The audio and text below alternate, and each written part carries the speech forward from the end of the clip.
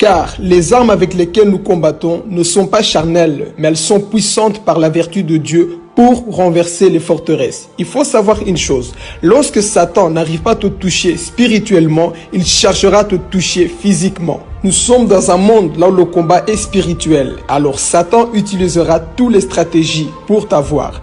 Parfois, ce qu'il fera, il va utiliser des gens autour de toi, des personnes qui vont t'insulter, des personnes qui feront tout pour que toi, tu puisses ouvrir des portes. Mais ne lui laisse pas accès, car pendant ce temps-là, toi, tu veux agir par la colère, tu veux aussi insulter parce que les gens sont contre toi. Satan est en train de rôder pour chercher des portes ouvertes, parce qu'une fois qu'il trouve des portes ouvertes, il peut se manifester dans ta vie. C'est ça le combat que nous menons chaque jour. Tu vas rencontrer des persécutions, les gens qui seront contre toi, les gens qui vont t'insulter, tout ça pour te pousser à ton tour à parler mal, agir mal, pendant que les gens vont t'insulter, vont te frapper, ils te traiteront de tous les noms. Satan cherche un moyen de pouvoir entrer en toi. Il y aura des personnes qui vont te persécuter, il y aura des personnes qui viendront pour t'attaquer, mais discerne toujours la voix de la personne, discerne toujours qui est derrière la personne qui est en train de t'agresser. Il faut avoir un regard spirituel.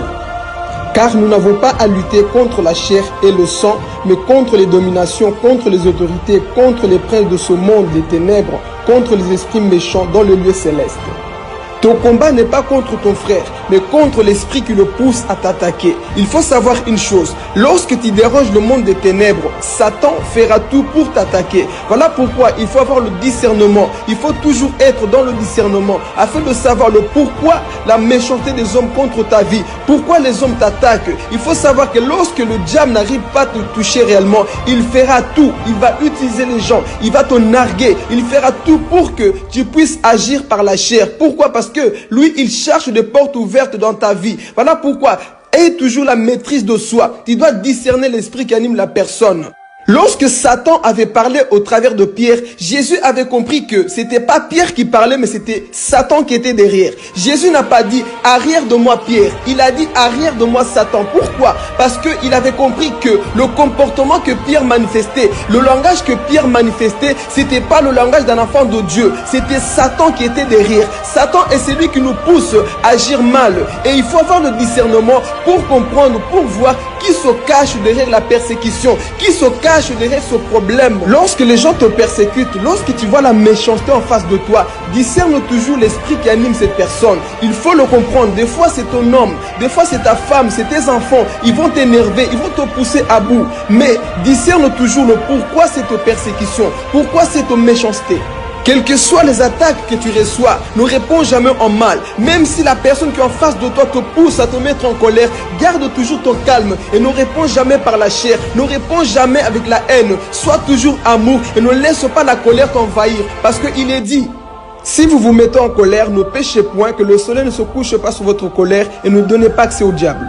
Car lorsque tu acceptes de dormir dans la colère, tu as donné la victoire à Satan et il pourra t'attaquer.